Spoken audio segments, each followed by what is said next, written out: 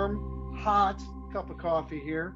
It's very cold in Indianapolis. It's going to be about 2 degrees for a low tomorrow. Richard, how is it where you're I think I can one up you a little bit, Randy. I'm up here in Hayward, Wisconsin, where tonight it's supposed to be minus 16 actual temperature.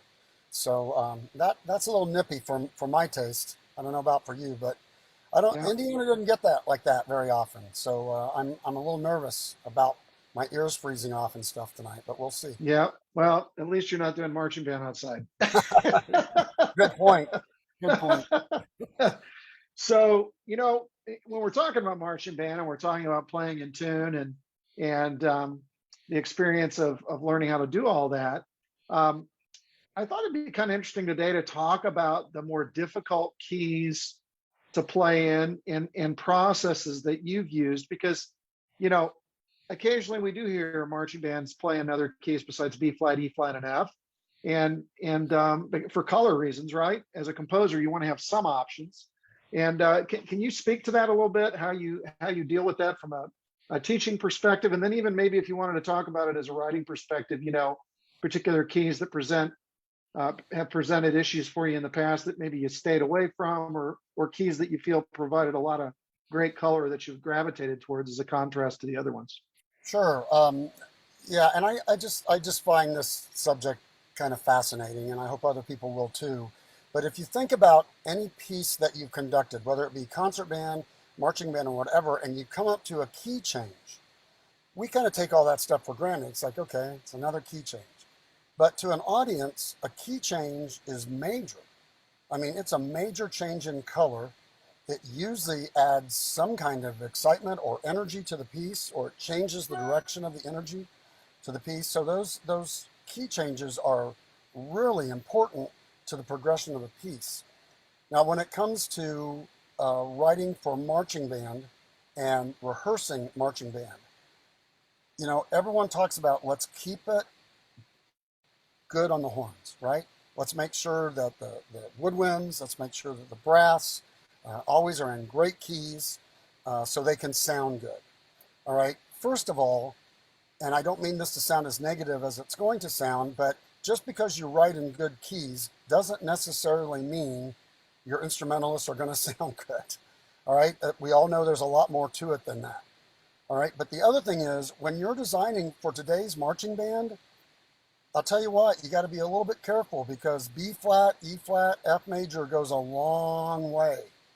And a little bit too much of that stuff, you start hearing the same colors, the same textural variety, etc. in those keys, you'll start to lose people. And especially if you're competing, you'll start to lose some judges, all right, if you're staying in the same key. So I'm not saying play in crazy keys, but I am saying I like writing in keys other than the normal keys because of the color changes that it provides. Now, do I catch a lot of flack for that? Yes. And if my Carmel colleagues were on here right now, they would be putting their hands up saying, yeah, give us a second to scream at Richard.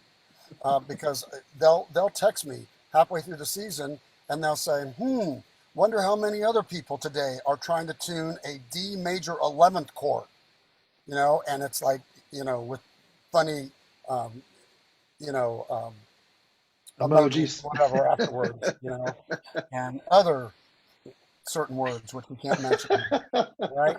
But the thing is, then when you listen to those groups, and whether it be drum corps or marching band or whatever, it's pretty cool to hear those different colors, So I do think it's important to experiment. You don't want to go crazy, but I don't think it's unrealistic for us to have a group play occasionally in a D major or a G major, or something like that, because it is a pretty cool color. And to be honest, I'd rather use G major or D major than C major. All right. But take some chances there. Now, how do we prepare our kids for that? Very simple. And I'm going to give one of my a shout out to one of the groups that I'm working with right now, and that is an honor band up here in Wisconsin, and it's a one-day clinic.